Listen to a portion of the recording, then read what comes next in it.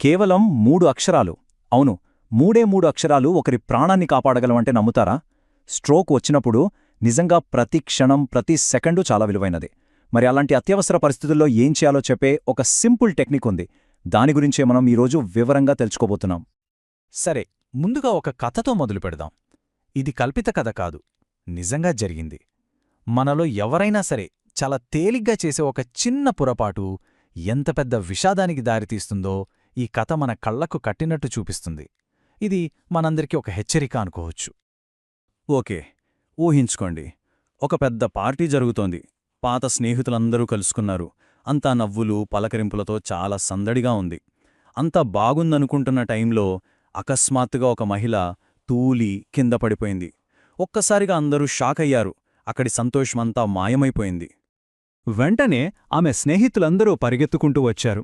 ఏమైంది, హాస్పిటల్కి వెళ్దామా అని అడిగారు. కాని ఆమె, అయ్యో ఏమీ పర్వాలేదు, నేను బాగానే ఉన్నాను అని చెప్పి ఆ విషయాన్ని చాలా తేలిగ్గా తీసుకుంది. చూడండి, చాలా సందర్భాల్లో మనం చేసే పొరపాటు ఇదే.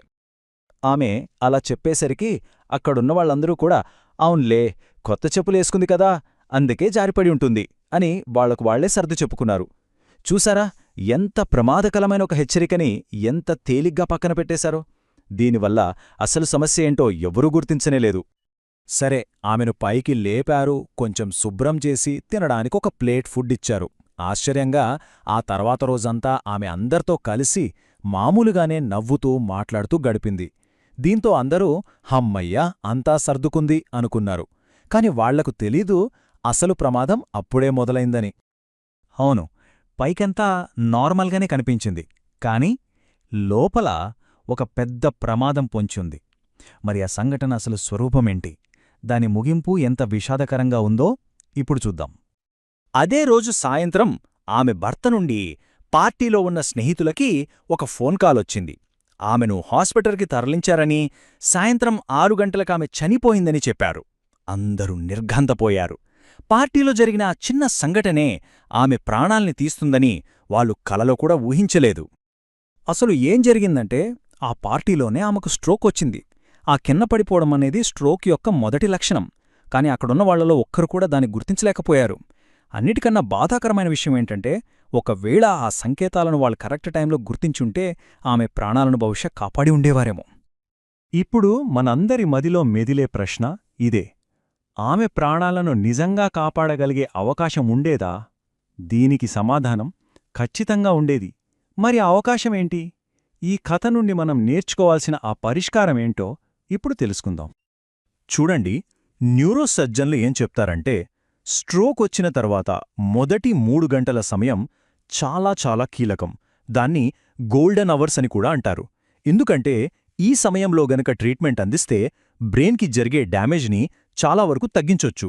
పేషెంట్ పూర్తిగా కోలుకునే అవకాశాలు కూడా చాలా ఎక్కువగా ఉంటాయి. అందుకే స్ట్రోక్ని ఎంత త్వరగా గుర్తిస్తే అంత మంచిది.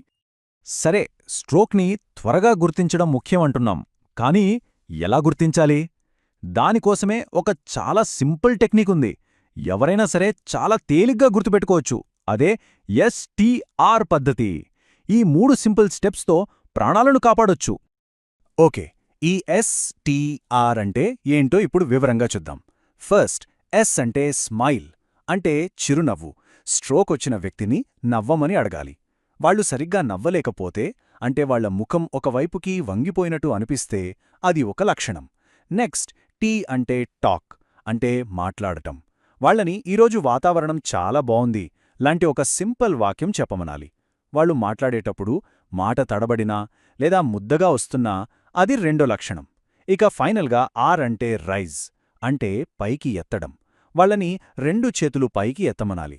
స్ట్రోక్ వల్ల ఒంట్లో ఒకవైపు బలం తగ్గిపోతుంది. కాబట్టి ఒక చెయ్యి వాళ్ల ప్రమేయం లేకుండానే కిందకి జారిపోవచ్చు. ఈ 3 టెస్టులు చూడటానికి చాలా సింపుల్గా ఉన్నా చాలా పవర్ఫుల్. ఈ STR పద్ధతితో పాటు మనం గమనించాల్సిన ఇంకో ముఖ్యమైన లక్షణం కూడా ఉంది. అదేంటంటే, అనుమానం ఉన్న వ్యక్తిని నాలుక బయటపెట్టమనాలి. ఒకవేళ వాళ్ల నాలుక ఒక వైపుకి వంగి ఉన్నా సరే, అది కూడా స్ట్రోక్కి ఒక బలమైన సంకేతం కావచ్చు. ఒక్క విషయం బాగా గుర్తుపెట్టుకోండి. మనమిప్పుడు చెప్పుకున్న లక్షణాల్లో ఏ ఒక్కటి కనిపించినా సరే ఒక్క క్షణం కూడా ఆలోచించొద్దు. వెంటనే అంబులెన్స్కి ఫోన్ చెయ్యాలి. అంతేగాదు, మీరు గమనించిన లక్షణాలన్నిటినీ వాళ్లకి క్లియర్గా చెప్పాలి. ఎందుకంటే ఇక్కడ ప్రతి సెకను మనకు చాలా ముఖ్యం. సరే, ఇప్పుడు మనకు స్ట్రోక్ లక్షణాలను ఎలా గుర్తించాలో తెలిసింది. ఇది చాలా మంచి విషయం. కానీ ఈ సమాచారాన్ని మన దగ్గరే ఉంచుకుంటే సరిపోదు. దీన్ని అందరితో పంచుకోవడం కూడా అంతే ముఖ్యం.